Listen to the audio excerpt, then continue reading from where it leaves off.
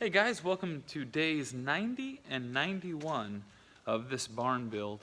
The crews worked, that lighting was okay right there, okay. So people worked on Friday, the 15th of March, for about 2 hours, and then a crew came in the latter evening of Saturday, March 16th, today, and they just left. And they mentioned to me that all of the sanding and smoothing out and final work of this drywall mud tape job is now done. And I didn't get a chance to watch the previous video to see exactly what has changed, so maybe I'll explain a couple of things on this video. Number one, I've been following Red Poppy Ranch's channel on YouTube for a number of years, and Heath is just a cool guy, and so I wanted to support him, and I bought their hat. Go to their YouTube channel. I don't know them. I've never made contact with them, but I think what they're doing is really cool, trying to live off-grid and trying to, establish a homestead for their family, and coming from Arizona up to a very snowy part of Idaho. And my wife and I went to school in southeast Idaho, so we know how that is, and we know nothing about what they're doing. We just know about the climate in southeast Idaho. So go and support Red Poppy Ranch. Pretty cool stuff. All right. Let me show you what we got going on here.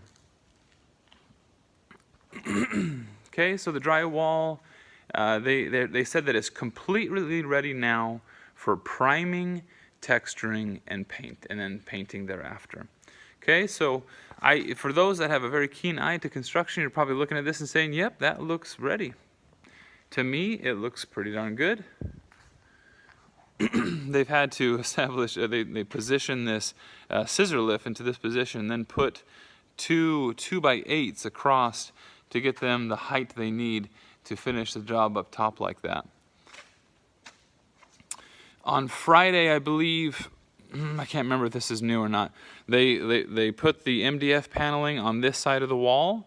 Again, for those that don't know why we're doing MDF paneling, it's a firm and won't break as easy material. It's also very easy to construct and to cut and to maneuver around and what have you.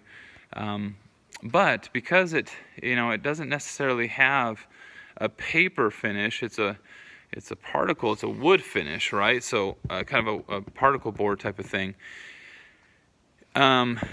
Texturing it is not necessarily the best idea. So I think what we're gonna do is just, I'm sure it could be textured, don't get me wrong. We are going to prime it and paint it and try to get it as smooth as possible. As you can see, that's why I have the contractor caulking all of the seams. And that is what has been done as well. They've caulked all the seams, except for some reason they skipped out on this one. I don't know why they did.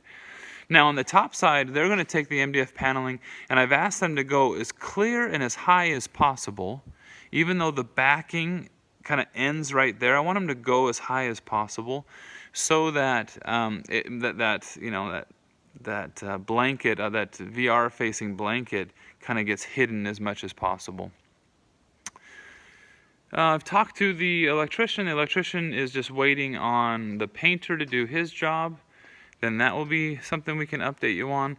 I mean, what else is there to talk about, right? I mean, I'll just end the video by saying days 90 and 91, we've made a lot of choices, paint colors and what have you, and a lot of the sanding work and everything has been done now.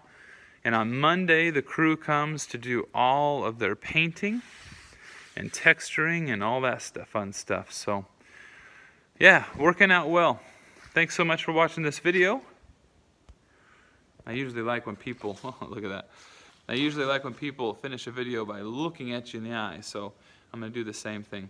Thanks so much for watching this video and for following. I know there's only about 40 of you or so that watch it, but it means a lot to me, and I'm not monetizing my channel. I don't really care about views or anything like that. It's for my future reference and posterity. But anything else? Yeah, it's just a whole lot of sanding that happened today and yesterday. Thanks. Take care, guys.